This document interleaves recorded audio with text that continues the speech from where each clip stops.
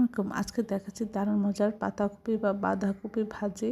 আমরা প্রথমে তেলের মধ্যে পেঁয়াজ কাঁচামরিচ দিয়ে একটু ভেজে এর মধ্যে আধা চামচ আদা বাটা, আধা চামচ রসুন বাটা দিয়ে একটু ভেজে নেব। আমরা এর মধ্যে আধা চামচ লবণ, আধা চামচ হলুদ গুঁড়া, 1 চামচ ধনিয়া গুঁড়া, আধা চামচ জিরা গুঁড়া সব কিছু দিয়ে আমরা মশলাটা পাতাকপির সাথে খুব ভালো করে আমরা মিশিয়ে নিব। বারবার নাড়াচাড়া করবো যেন নিচে লেগে না যায়। প্রয়োজন হলে আমরা তেল দেব। আর এটা সিদ্ধ হয়ে গেছে কিনা দেখবো, সিদ্ধ না হলে একটু ঢেকে দিব। আর এই ভাজিটা খেতে খুবই মজা হয়। শীতকালে এই ভাজিটা সবার খুব প্রিয় এবং পছন্দের হয়ে থাকে, সবাই খুব মজা করে খায়। এটা ভাত রুটির সাথে খুবই মজার হয়।